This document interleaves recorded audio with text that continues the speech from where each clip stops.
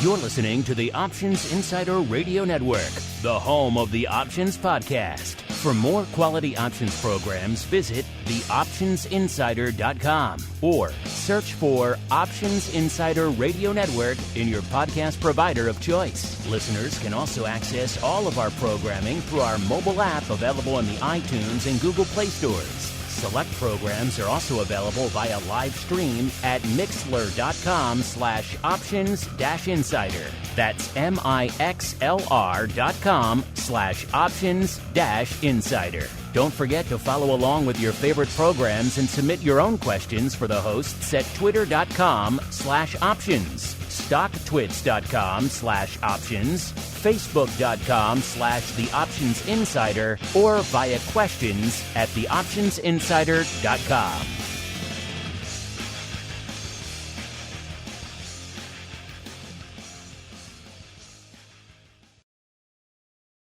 Gold, crude oil, corn, soybeans, and more. With so many tradable products, the futures options market can be an intimidating place. How can you possibly keep track of the latest trading developments across so many different products? Don't worry, we've got you covered. Welcome to This Week in Futures Options, the program designed to help active futures options traders stay on top of this ever-changing marketplace. Each week, we'll break down the top trades, hot products, volatility explosions, and much more. This Week in Futures Options streams live, so be sure to check out our live stream via the Mixlr app. That's MIXLR. Or join our live chat room at mixlr.com/options-insider. Whether you're an experienced veteran or a newcomer looking to separate the wheat from the lean hogs, This Week in Futures Options has the information you can't find anywhere else. This Week in Futures Options is brought to you by CME Group, the world's leading and most diverse futures and options exchange. For more information and educational resources about futures options at CME Group, visit cmegroup.com/options. This Week in Futures Options is also brought to you by FTSE Russell, a leading global provider of benchmarks, analytics, and data solutions. For more information, please visit ftserussell.com, cboe.com, and cmegroup.com. And now, get ready to break down the latest futures options trading activity. It's time for This Week in Futures Options.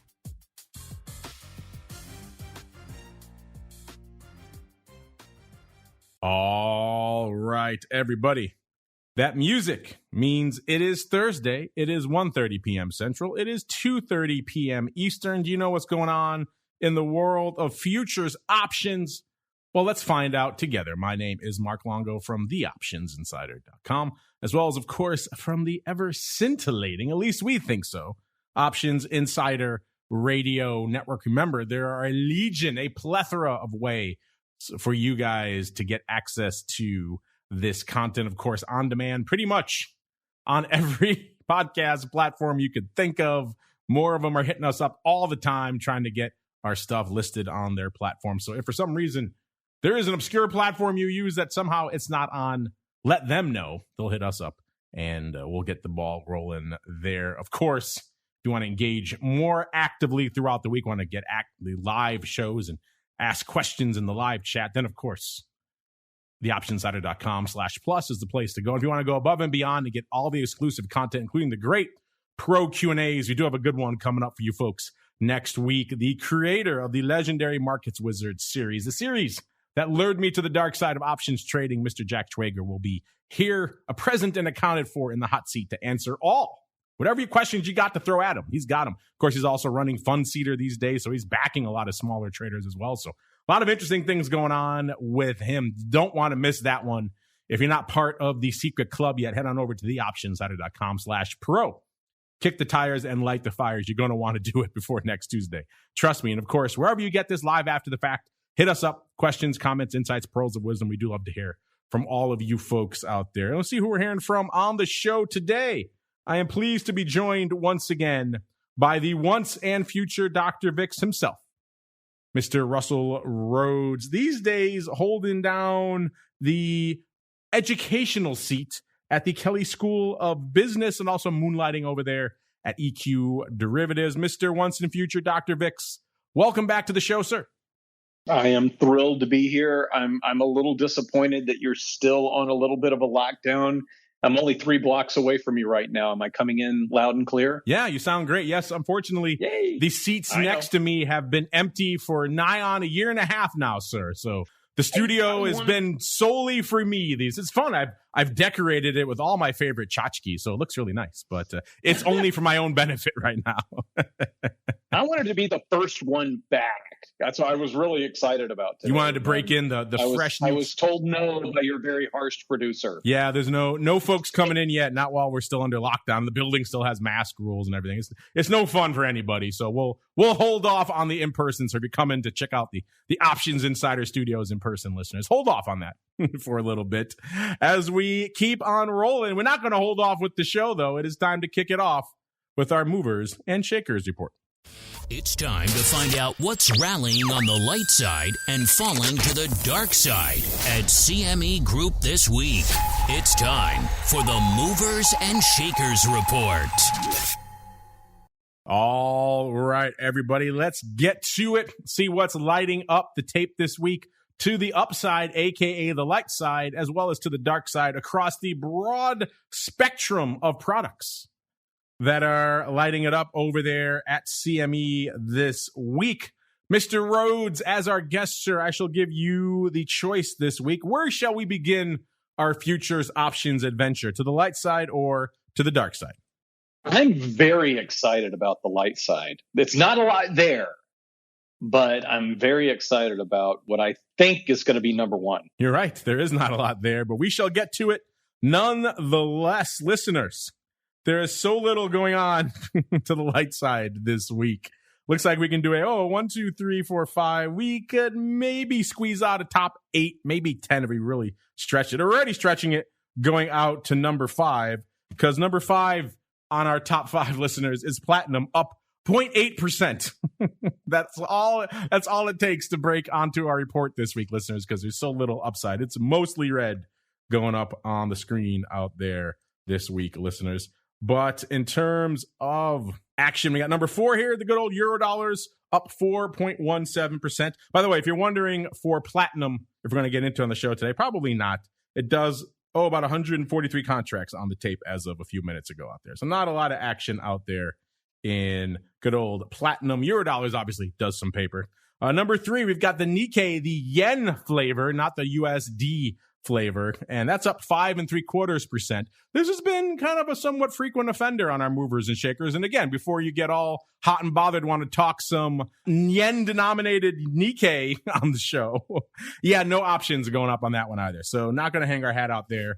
Nat Gas, number 2, up 7.3%. Number 1 in the same direction last week, up 10.75%. So good couple of weeks for Nat Gas. That one might sneak onto our radar. And number 1, the one Mr. Rhodes is super jazzed about, iron ore. This one has been moving and shaking a lot of late, up 15.21% since our last show last Thursday, the listeners. So a lot to unpack there. Once again, before you get all hot and bothered about iron ore from an options perspective, no contracts going up this week. So not exactly a options stalwart out there. Now we go to the dark side, of which there are many.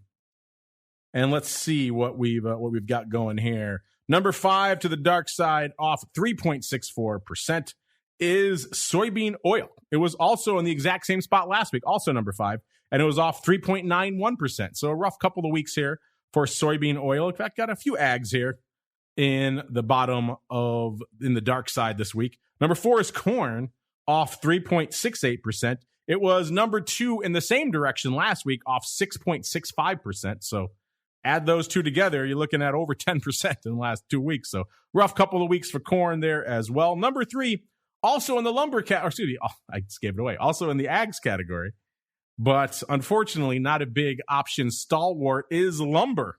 You got to go out to the softs to see this one, listeners. Off 3.97%. Lumber has been right up there with crypto as terms of just the hottest, most active, and actually probably more than crypto in terms of volatility a lot these days. Just lumber's been all over the place. So 3.97% to the dark side is actually a pretty quiet week for lumber. Speaking of crypto, number 2 of the dark side this week is Bitcoin, off 4.62%. Obviously, we had a pretty heated sell-off earlier this week in the crypto space. A lot of folks got spooked by some of the SEC's actions out there threatening to sue Coinbase, and it's like they're starting to crack down a little bit more on the crypto space. So ETH and Bitcoin, Cardano, a lot of the major crypto assets took a pretty strong drubbing earlier this week after having rallied quite a bit before then. So net from our last show, Bitcoin off almost 5%. It was number 2 to the other direction last week. It was up 7.5% last week. So bit of vol out there in the Bitcoin realm. And number 1 to the dark side this week, listeners, is good old Palladium, off 7.32%. Once again, before you get all fired up about talking some Palladium on the show, there's 100 contracts on the tape as of showtime. So not exactly a huge options stalwart there either. But that said, Mr. Rhodes, there are many places for us to potentially begin our journey this week. Which one is floating your boat today, sir?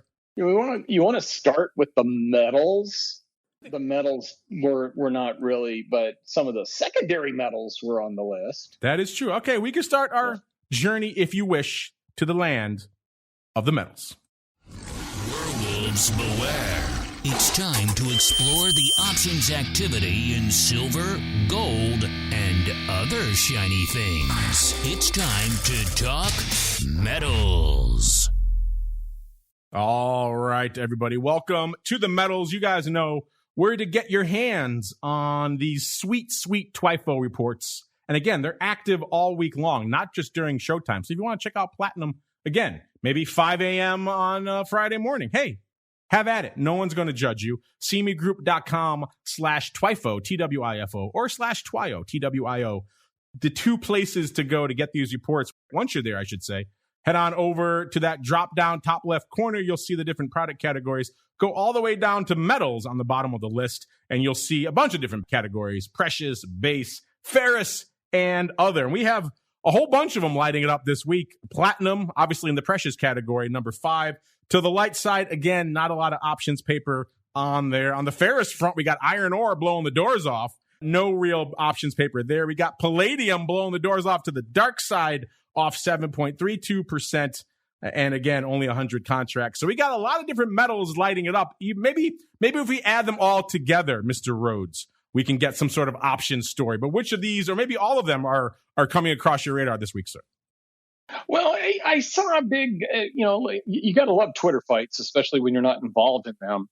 And I just saw a big battle between 2 people that felt like they had the best choice if we do get a big spike in inflation in the next few months. And one was arguing for gold and the other one was arguing for copper. And then I knew I was going to be on with you today, so I wanted to take a look at those 2 markets. What are your thoughts on those 2 markets, sir? Where should we begin? I would personally think copper is the one that you want to go with. Well, I think we could make that happen. Again, go out to the base metals, listeners, and the top one there is copper.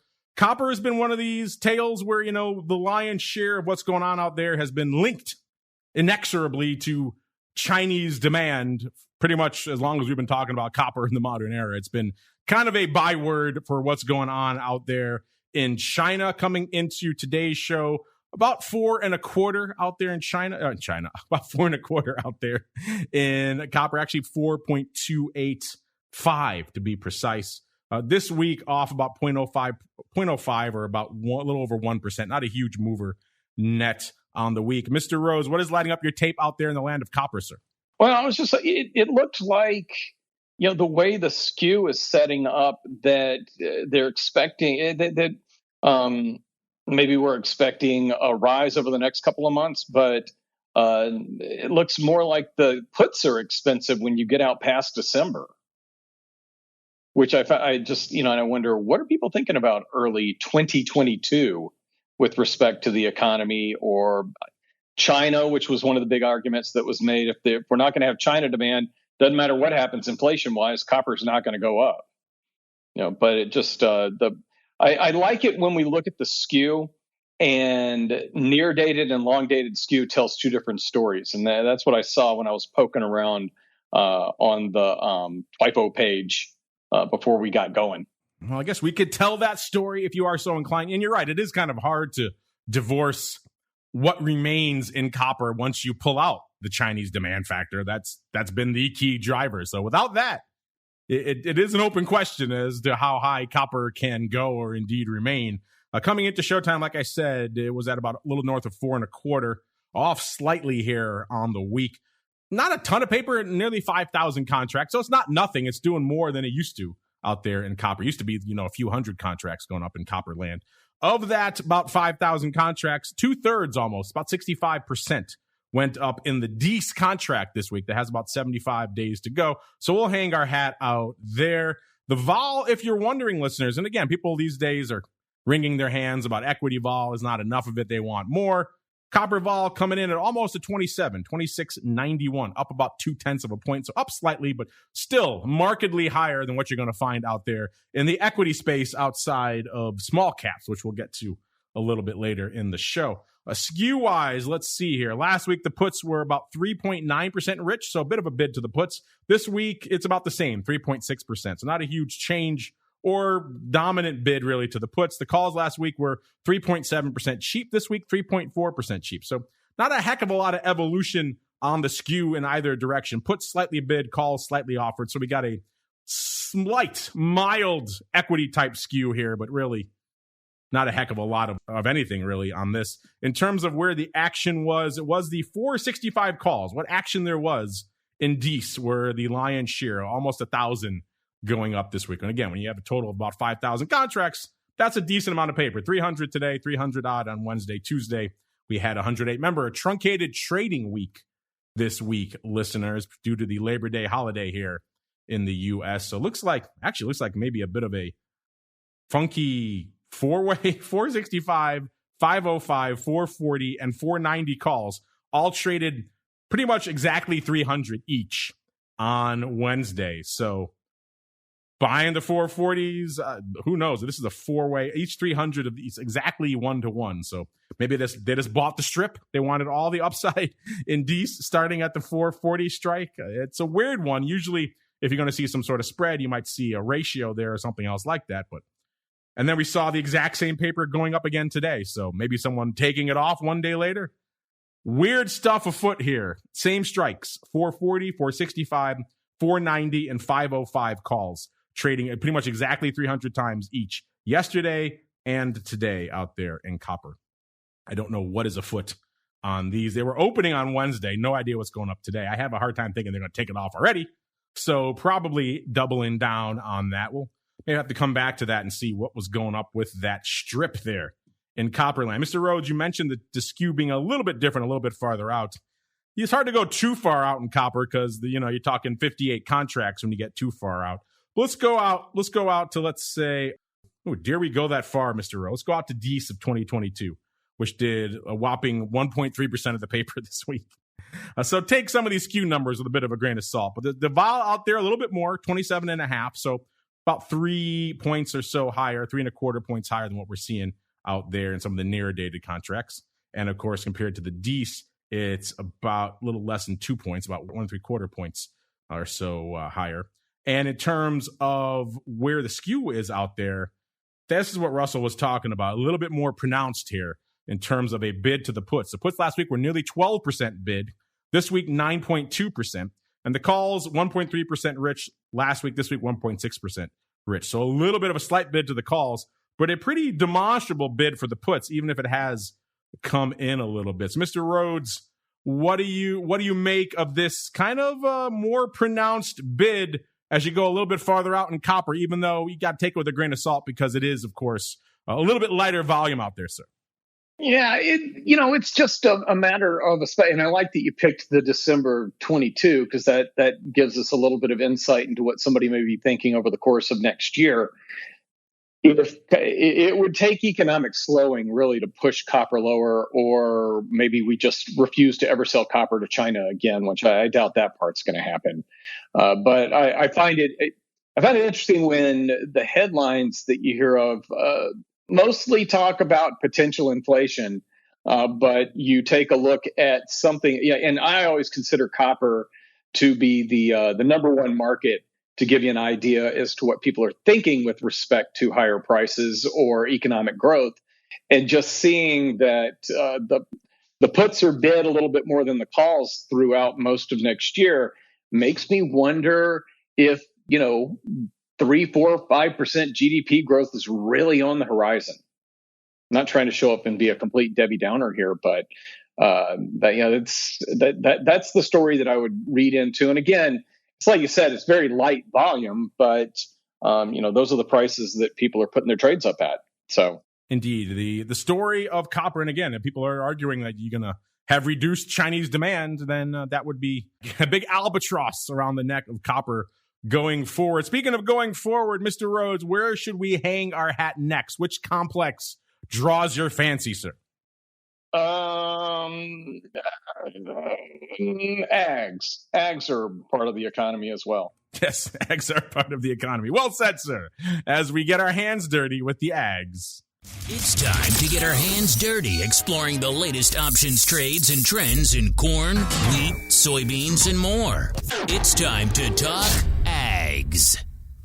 All right, everybody. Welcome to the ags complex here again. You can find this one. It's pretty easy. It's right at the top of that alphabetical list of complexes. Agriculture. Get on over to the grains and oilseeds. And since we had corn at number 4 to the dark side, we'll start there. It's right at the top of the list as well. You get out there, you'll see corn, as we said before, it does some paper. Not a ton on the tape this week, about 250,000 contracts. Still a fair sight more than copper and most of the metals complex combined, pretty much. So we're going to hang our hat out there next.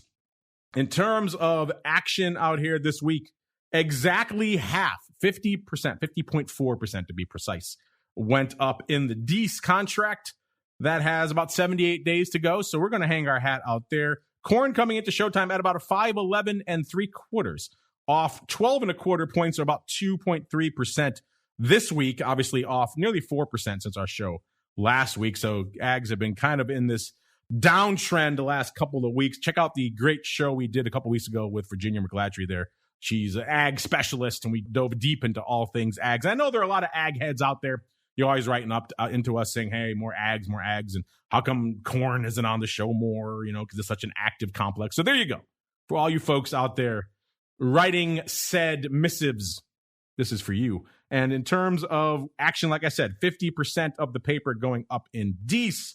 Vol-wise, again, people wringing their hands. Where's the equity vol? Where's the equity vol? Corn taking a bit of a break this week, off about 2/3 of a point, still at about a 26.5 in terms of the DEES vol. And you get closer, you get into the weeklies, you're talking in the 30s.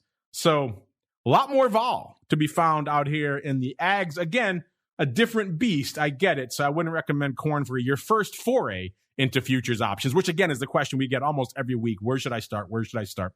If you're listening to a lot of our other shows, you come in from the equity options world. It's a no-brainer. Start in the E-mini. Pick whatever index you want. S&P for most of you. Maybe you like NASDAQ. Maybe you want to go small caps. Whichever flavor you prefer, start there and then go and evolve over time as you get more acclimated to the futures options product. Then maybe down the road a bit, you can maybe take a nibble at corn, because it's going to be a different product. Obviously, the flow is different. And also the skew. Let's get to that skew and see what's lighting it up out there this week. Skew-wise, last week the puts were 2.9% cheap. Again, when's the last time you saw a discount to the puts in the equities? Spoiler alert, never, pretty much in the S&P. They have an enormous bid right now, so we'll get to that in a little bit. Right now, it is 3.8% cheap out there. So the puts are offered. The calls are bid up, 10.3% bid. Last week, again, when's the last time you saw a premium to the calls in the equities? Hint, very rarely.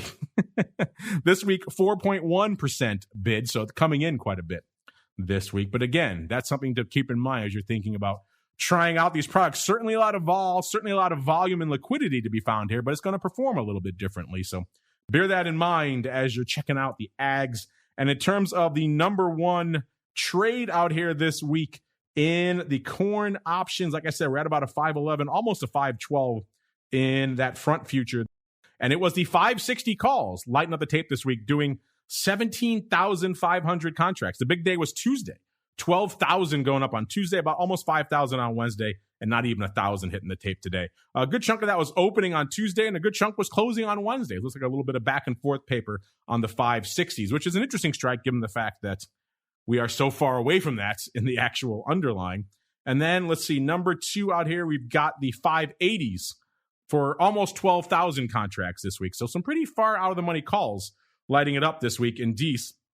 6,400 of those on Tuesday, about almost 5,000 on Wednesday. Same deal. A lot of opening on Tuesday and a little bit of closing on Wednesday. Only about 500 today. So pretty light day for the Ags out there today. Mr. Rhoads, when you're out there watching the various complexes, do Ags come across your radar? And if so, what's lighting up your tape out there? And what do you think of the big dog out there, which is corn, sir? Well, it's interesting to see just how skewed everything is to the upside with corn. I don't know if there's some excess demand that they're expecting to come in from somewhere, because my understanding, and you said you just had an ag expert on, but my understanding is that the corn is coming in quite nicely this year. And my daughter and I just did our annual Labor Day weekend drive around Wisconsin and measure the corn thing, and the corn was pretty high. So I'm surprised that people would be worrying about, which means more supply. I'm kind of surprised that it looked like one of the bigger trades is, out of the money calls, and just looking at the skew, you got to assume that they were buying those things because the upside implied volatility is so high compared to the downside implied volatility right now. I'm just surprised. I'm just a little surprised at how much things are tilted toward the call side in that area right now. I'm disappointed I didn't get the invite to that scintillating experience of driving around Wisconsin, checking out the corn. We measure the corn. We got a notebook and everything. The family activities over there at the Rhoads household. Scintillating stuff, sir. That's why my kids hate me. Go ahead. That'll be something they'll tell their therapists about many years from now. Oh, my dad used to make me measure the corn. He had this damn notebook. I burned it.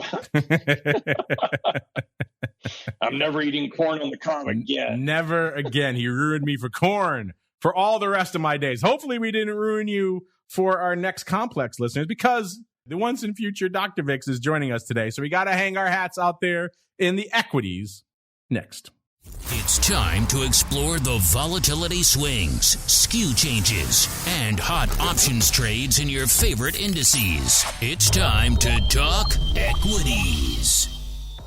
All right, listeners, let's get to it. Get out to that drop down, get out of the Ags and go out to the equity indexes. We'll start off in Russell 2000. You can start wherever you choose, listeners. And again, if you're talking about equities, the other side of that coin is, of course, volatility. So let's set the table there, shall we? Come into Showtime, we had RBX, a.k.a. the VIX of the Russell 2000, elevated a little bit from our last show. Remember, we're hanging out in the lower half of the mid-20s last week. Then earlier this week, we saw sell-offs across many of the broad equity indices, getting some of that on the tape again today. So we're seeing RBX ticking up from our last show at about a 2660 or so coming into Showtime, puts it up about 2.6 handles from where it was this time last week. VIX Cash coming into Showtime, threatening a 19 handle at about an 1870. That's up a little over 2 points, about 2.15 points from this time last week. VVIX getting frothy again, up to about a 115. That's up nearly 10 points, about 9.5 points from this time last week. And VOLQ, a.k.a. the at-the-money vol of the NASDAQ 100, a.k.a. the newest tradable volatility product over there in the land of CME, almost a 17 now, 1685, puts it up about 3/4 of a point from where it was this time last week. That one's kind of been languishing. It was in the mid 15 handle not too long ago. So getting a little bit of juice back in the NASDAQ out there. All this movement puts those spreads, well, it depends where you're looking. The small cap to large cap vol spread, so the VIX to RBX spread, at about almost exactly an 8. That's pretty much unched from this time last week. It's been hanging out at that 8 level for pretty much the better part of the last 2 weeks, because RBX and VIX both moving a little over 2 handles this week. So they're kind of moving in lockstep, which is interesting. VIX to VOLQ, a little bit of a different story. That's a little bit shy of a 2, about 1.85. That's about a little over 1.3 handles wider than it was this time last week. So that one has widened out markedly. It was extraordinarily tight this time last week. So a lot going on in the world of equity volatility. Mr. Rhodes, I know you hang out your hat in the vol space a lot. You've also written one or two or half a dozen books about equity volatility. What is lighting up your tape out there in the world of volatility right now, sir? Well, it's something that it's a little late because we're a few days into September already. But I love to do VOLQ versus VIX analysis because they switch places every once in a while. VIX is typically at a premium, and it just has to do with the VIX calculation versus the VOLQ calculation. But I found that if VOLQ is lower than VIX on the last day of August, you will have a NASDAQ outperformance relative to the S&P 500. If VIX is at a discount to VOLQ, you will have an S&P 500 outperformance in September relative to the NASDAQ 100. We have 7 years of data, and that signal is 7 for 7 when looking at what ends up happening in September. 7 for 7. That's a pretty good indicator. 7 for 7. Not a big sample size, but a pretty interesting tidbit. And I think so far, I think last I checked, which was Tuesday morning. I hate holiday weeks, Mark. Tuesday morning, I think there's about a % difference between the two, and the NASDAQ was out. Holiday weeks give you more time to go measure the corn, sir. When else would you do I know. That's why my kids hate Labor Day. That'd be a great punishment for my kid, is get him in the car and say, we're going to drive to Wisconsin and measure corn. Next time he frustrates me, that's what we're going to do. You're going to have to measure that corn, son. I like that. Somewhere out there's a farmer right now who's nodding his head and saying, yes, that's what we do. All right. But speaking of, you mentioned VIX to VOLQ. Obviously, they're not quite apples to apples. I've often jokingly referred to it as apples to tangerines, because obviously VIX has that skew portion in there. How much of a wrench does that throw into the analysis in terms of, where you said the premium is to the VIX, and that's usually what we see? It's hard to intuit, though, where some of that differential is coming from. Is it coming from the puts? Is it coming from the calls? How much does that skew factor throw a wrench into the analysis, sir? I would assume right now it's coming from the SPX out of the money puts, just because, SIBO's got that skew index, which has remained well above 100 for most of the last year and a half. And when you see that's just telling you that the out of the money SPX puts are very rich compared to at the money. And I think that's been a continuous state now for several months. VOLQ has worked above VIX periodically, even though we've had those elevated out of the money SPX options. Part of that's been a function of some of the bigger components of the NASDAQ 100 and being in earnings season. I think they're good. They're good to compare to each other, just because if VXN, which uses the VIX methodology, is always at a premium relative to VIX, and so it's hard to read anything into that. Whereas when you have two that change places every once in a while, and they tend to change places which leads you to what may happen to the relative performance between the two. I kind of like using VOLQ for that reason, just because they flip-flop back and forth. Interesting stuff. Let's see what's interesting out here. Let's start in the land of small caps. Again, you go to that drop-down, listeners, go to equity indexes, get on over to the Russell 2000. You'll see doing some decent paper this week, not an explosive week in really either direction. Even though the index is net off now, we're off about 1.5%. So if we factor that in, then we're looking at, it still wouldn't be in our bottom five. It cost you about 3 2/3% to break into the top 5 this week. So heavy dark side week this week, but still Russell 2000 selling off at about 22.58 as we're kicking off this segment here, off about 33 points just this week alone, or nearly 1.5% since Monday. Of course, as in all equities, 32% of that paper going up with 1 day to go, that contract that has 1 day to go. So once again, and then we have, if you add in the contract that has about 8 days to go, you got another 30%. So 60%, close to 2/3 of the paper going out in 8 days or less, which always makes it challenging to analyze things like skew in the world of small caps. Tell you what, we'll split the difference. We'll go a little bit farther out. Usually I like to go all the way out at least 2 weeks, but this is where the action is in small caps. So we'll go out 8 days. So take all these numbers with a bit of a grain of salt, listeners. They're a bit of a moving target when you're that close to expiration. The vol out there at about a 20.3, up about 3.25 points on the 8-day weekly contract. Skew wise, again, 14.5% rich. We were just talking about corn. The puts had a discount in corn. They're 14.5% bid already, that over fairly high 20% out there already. So you're seeing a huge bid to the puts out there in the small caps, and it hasn't really changed. This week, it's still 14.2%. So a lot of strength in that bid for the puts. The calls last week offered 10.3% cheap. This week, 12.1% cheap. So the calls coming in, puts still bid. That's kind of the story, no matter where you're looking out here in Russell 2000. In terms of the action, again, it's very near-dated contracts. It's the 2260s, which are pretty much the at-the-money contract going out tomorrow, that are dominating the tape out here this week, with the big day being today, almost 1,000 going up today. The rest kind of scattered throughout the week. So interesting stuff afoot here. None of these usual, the far out of the money calls or the far out of the money puts that we're typically seeing. In fact, the 2260 strike is kind of the active one across the board here. You get on out to October, you got action in the 2260s as well. That's kind of just where people want to hang their hats out there right now. Mr. Rhodes, I know you watch a lot of the index options products out there. What is lighting up your tape this week, sir? Well, you mentioned the heavy volume in the 1-day options. I've done some back testing and written a few things about how options seem to be more overpriced when there's only a day or two left to expiration, more often than not. And we see a lot of opening call and put spreads, but also opening iron condors trying to take advantage of that, to the point where I see trades opening in all three complexes the day of expiration in the morning. It's like the morning noise settles down about an hour and a half into the trading day. People are selling slightly out of the money call spreads or slightly out of the money put spreads, depending on their vision of the trend for the rest of the day. You can't really read anything into those as far as the implied volatility of 1-day options, but it seems to be these 1-day, 2-day trades seem to be becoming more and more popular. And like you said, a lot of that volume was in those 1-day options.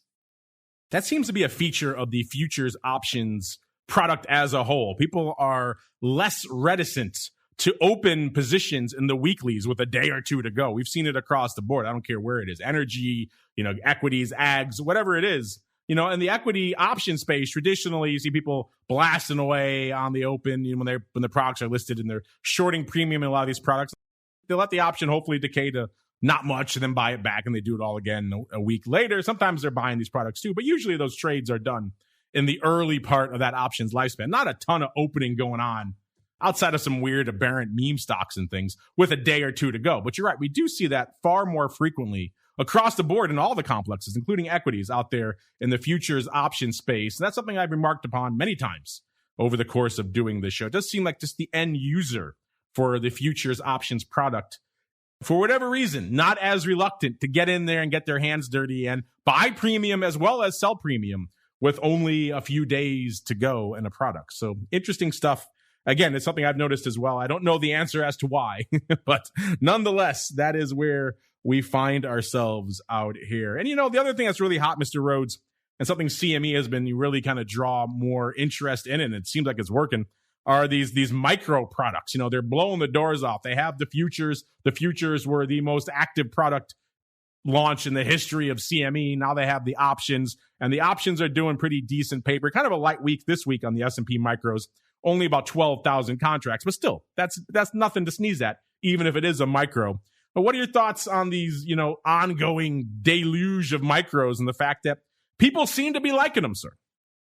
Well, I think that they're pulling away from some of the retail trading of, maybe the comparable ETFs. The amount of capital you have to trade these things is very small.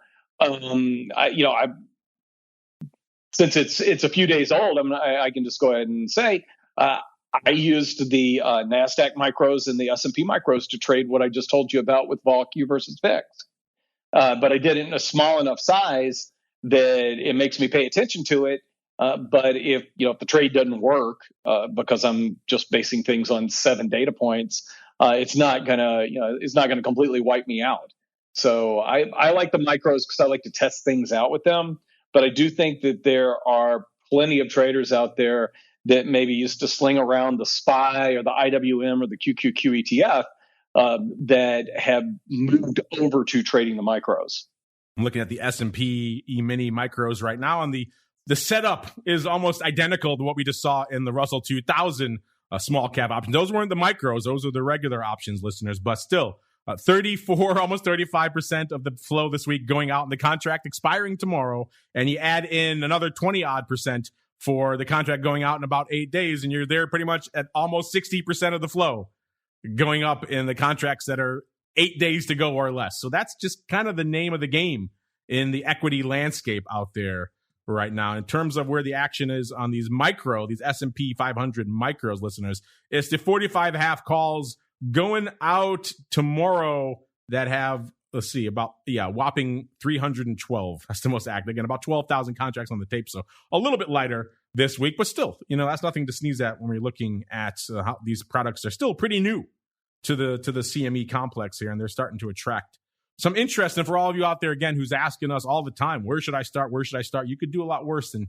checking out the micros. The size is not going to overwhelm you. They're getting decent enough liquidity now where you're not going to get annihilated from a slippage perspective, and you understand the underlying. So you definitely, the big S&P, a lot to bite off. Maybe even the E-mini for a lot of you out there could be a little bit much. So if you want to start small, bite size, the micros, you could do certainly a lot worse. We have some listeners wanting to get at us. Let's squeeze in one more complex before we get there, Mr. Rhodes. So dealer's choice, whatever floats your boat, we'll go to next, sir.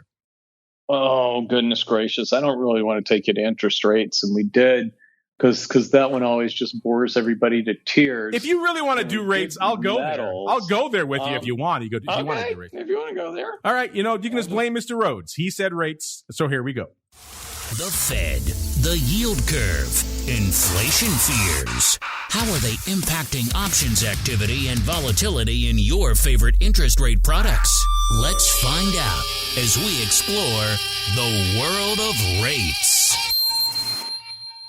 All right, everybody, welcome to the world of rates. Mr. Rhodes bringing up, which is, of course, something we talked about on the show in the past, that, your options will be fewer in the S&P going forward. I was joking earlier about the large S&P contract, but it is going the way of the dodo. So pretty soon the E-mini and micro will be your only choices out there. So again, for a lot of you, that won't really impact you. That's where you're hanging your hats now anyway. But still, if you had the inclination to go big, the time is running out on that trade. And Mr. Rhodes, the time is running out on us on the show. So let's get into rates. I will let you lead the dance and do all of the analysis because you love rates so much, and it gets you so excited whenever we talk about rates. What is blowing your skirt up out here? And let's see. We got Eurodollars this week, number 4 to the light side, up 4.2%. It was also number 3 in the same direction last week, up 5.88%.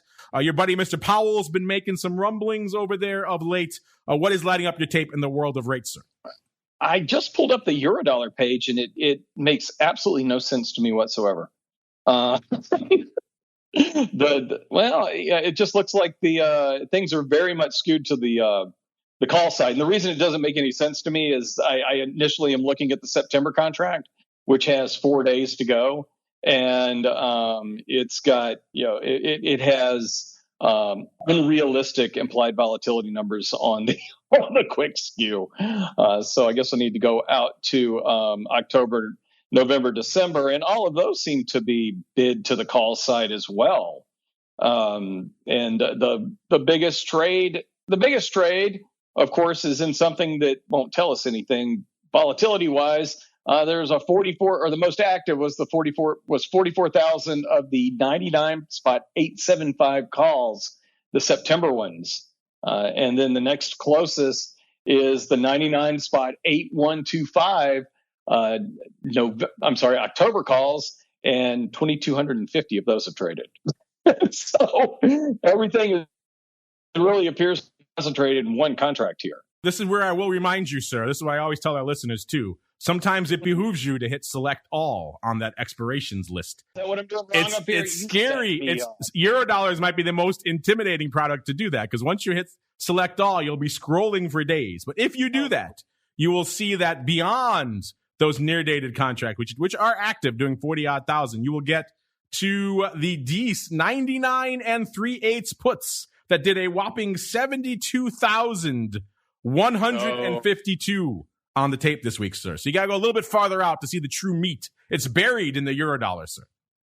I'm catching up with you right now, but and I think you knew my inexperience here, and you decided to get a little bit of revenge for me making you talk about copper. I let you hoist yourself on your own petard. You did. You said, hey, watch what I'm going to do to him now. You're over there snickering, twirling the end of your evil-looking mustache. It's a shame you're not here in person. You could have seen me snickering just a few feet from you as you were struggling through those near-dated puts there, sir. But yeah, let's get out to the land of Eurodollars. You're not alone. Most of our listeners, when they look at these numbers, their eyes completely glaze over because it is just so much paper, listeners. As of right now, it isn't even that active of a week, and it's still 1.2 million contracts on the tape, listeners. So it blows away most of the things we're going to talk about outside of some of the major equity index products and a few other things out there. Eurodollars is really the big dog still.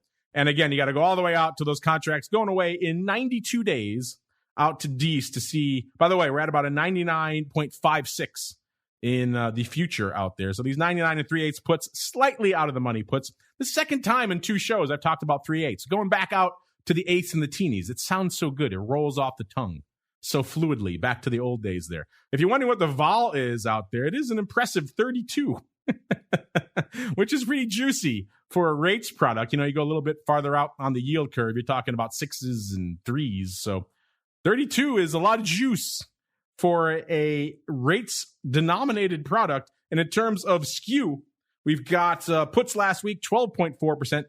Bid this week, 10.3%. So the puts coming in a little bit. And the calls last week, 11.7% cheap.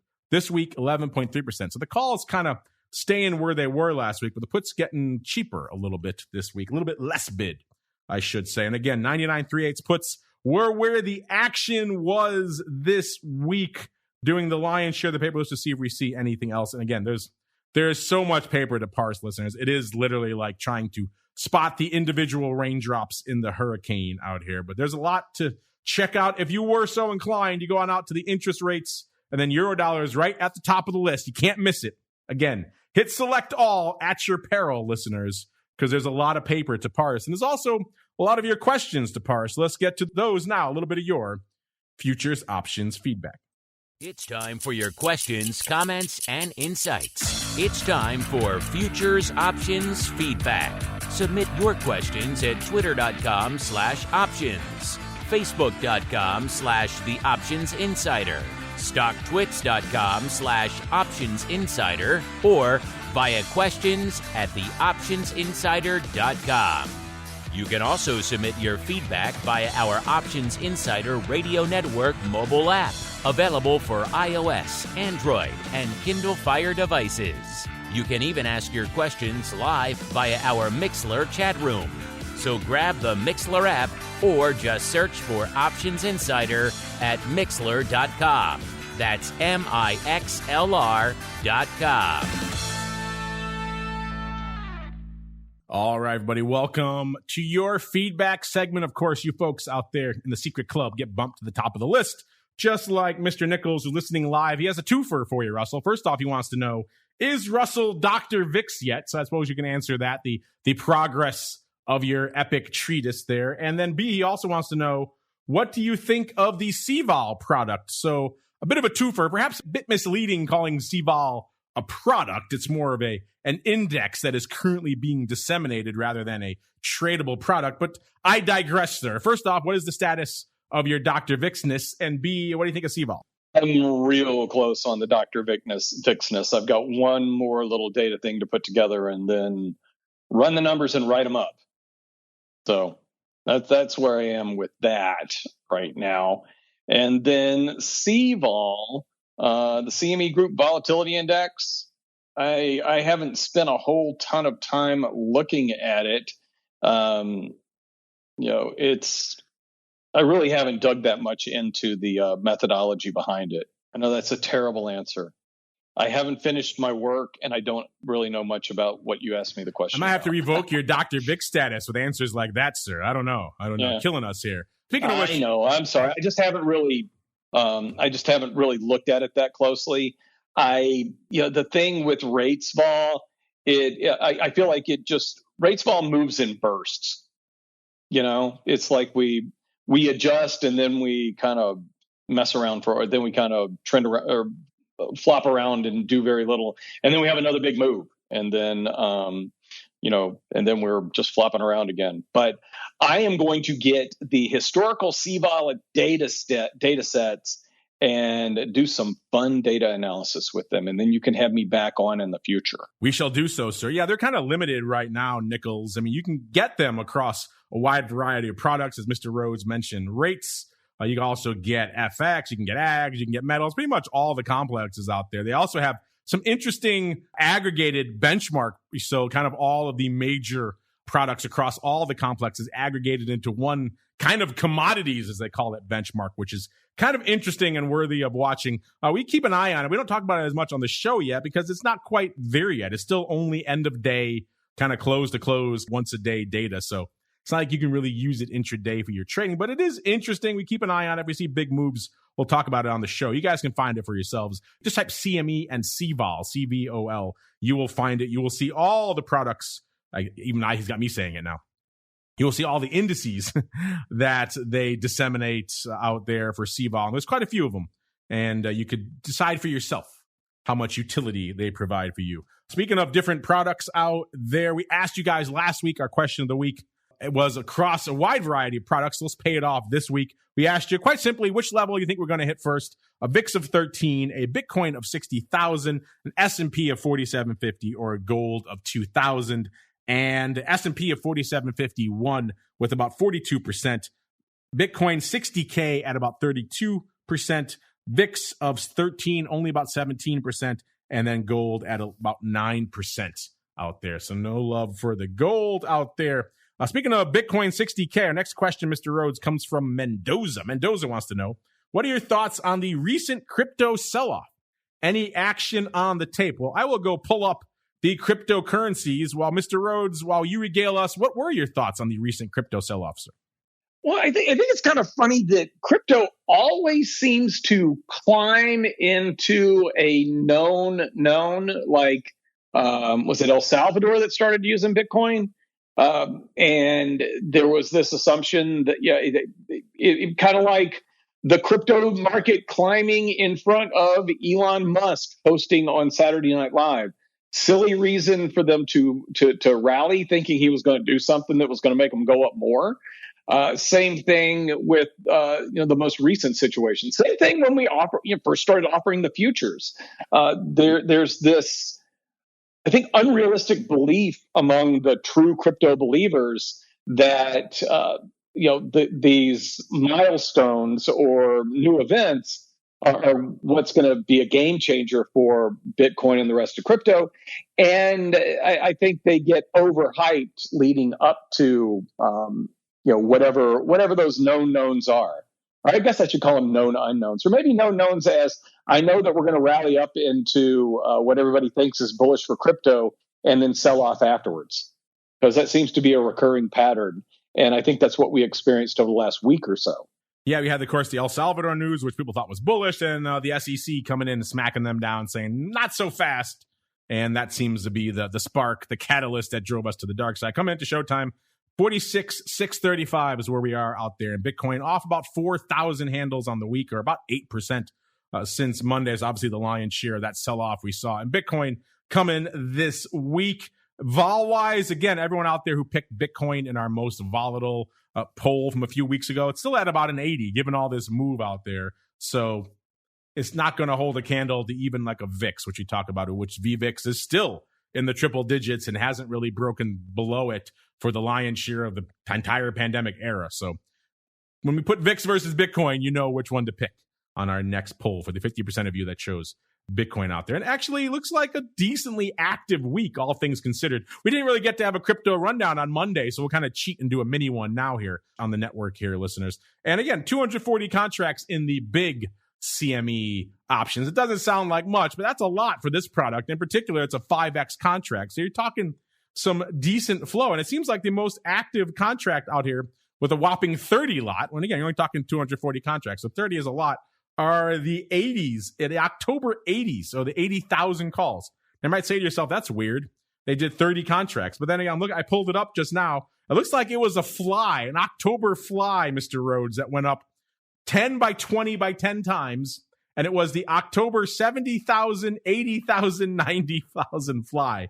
10 by 20 by 10 times, Mr. Rhodes. What say you to that? Are you a big fan of the Oc 70,000 fly? Do we know what they paid for it? I don't have premium here, unfortunately, sir. I do not. I'm going to have to. I got a call with my assistant analyst after I'm done with you, and I'm going to see if I can figure that one out. And I'll shoot you an email if I figure out what side they may have been on that one.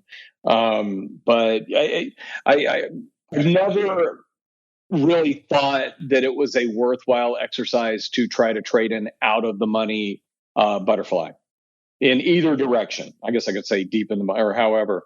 But I know there are people that used to promote measured moves. This is about where we think the stock should move. It'll fall in that range. It's only going to cost you 10 cents, and maybe you make $9.90 off the trade. But an awful lot has to go right in a very specific amount of time for something like that to work out. So you're poo-pooing all out of the money flies on all products, so you don't like any of them?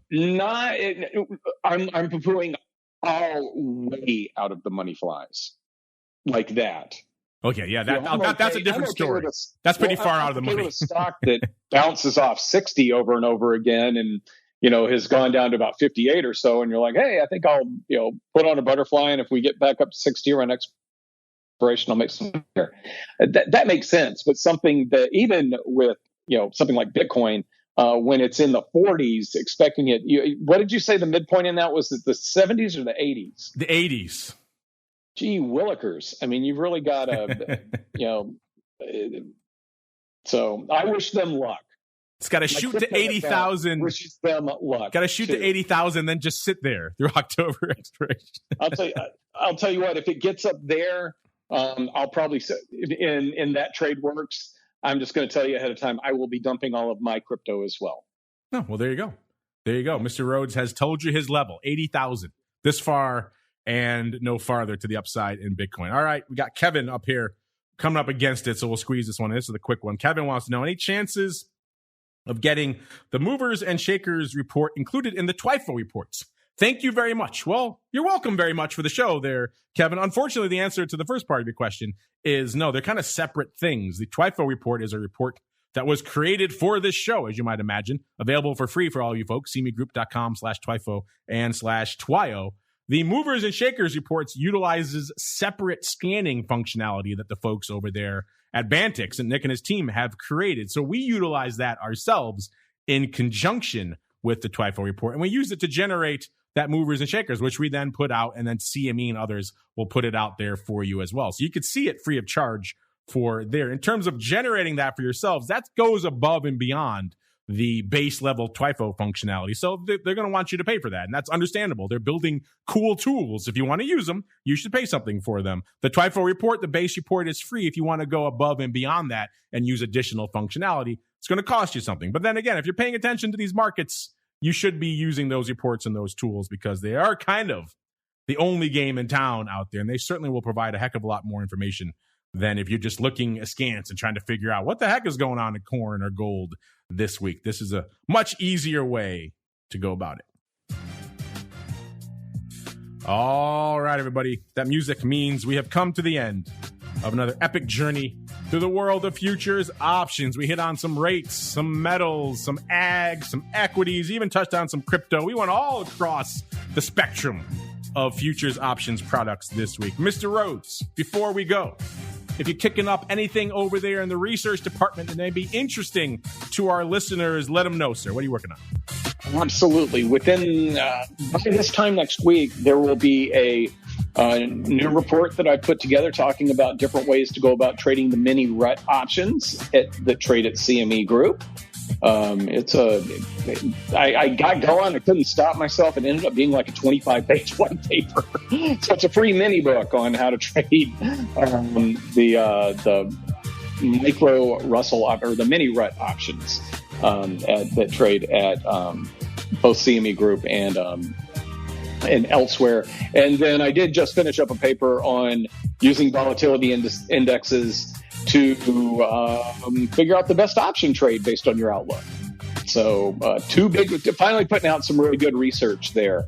And there's some other things with respect to equity market skew that I should be putting out in the next week or so that just compares RHOADS, NASDAQ, and the S&P 500 and some seasonality and some other factors that come into play as to why SPX calls are always cheap and SPX puts are always expensive compared to the other two markets. There you go. Check it out for yourselves out there. And of course, you know where to go and check out our reports here on the show, cmegroup.com/TWIFO or /TWILE. You'll have to upgrade to get the movers and shakers, or just wait. CME tweets it out right before showtime every week. So if you're following them, you will see that out there completely for free. And of course, if you want to check out all the data out there in the world of all things small caps, the skew, the volume, the volatility, what's going on, the COVID impact hub, which they still have up there and are updating all the time, you know where to go. FTSERussell.com, FTSERussell.com is the place to go to kick the tires and light the fires. Give them a follow on the old Twitters while you're at it so you can keep up with all the data they're putting out in between episodes of this show. It's going to do it for us today here on the network. We're back again tomorrow, noon Central, 1 p.m. Eastern for volatility views. And of course, after that, for all of you out there on the Pro Secret Club for 2 p.m. Central, 3 p.m. Eastern for options oddities. A lot of you have been taking advantage of that to ask us questions about particular trades and interesting things you're seeing going up. Remember, that is your show at the end of the day. So hit us up. Let us know what is coming across your radar that is confusing or interesting. And maybe we can break it down for you there on Options Oddities. And we're back again next week with another episode of This Week in Futures Options. We'll see you then.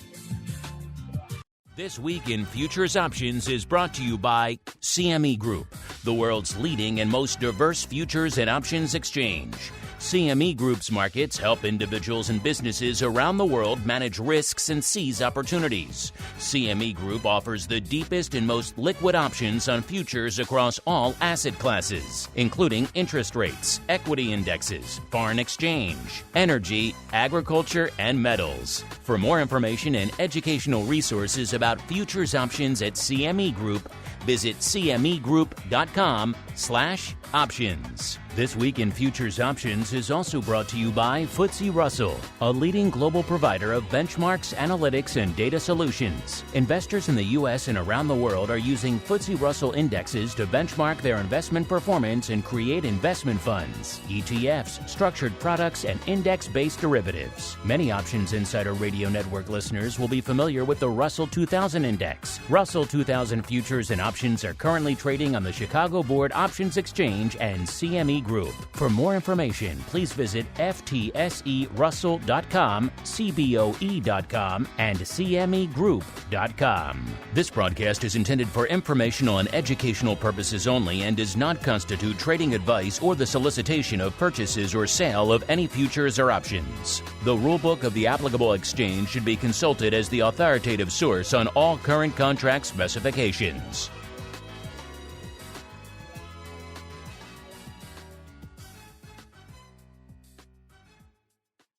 You're listening to the Options Insider Radio Network, the home of the Options Podcast. For more quality options programs, visit theoptionsinsider.com or search for Options Insider Radio Network in your podcast provider of choice. Listeners can also access all of our programming through our mobile app available in the iTunes and Google Play stores. Select programs are also available via live stream at mixlr.com/options-insider.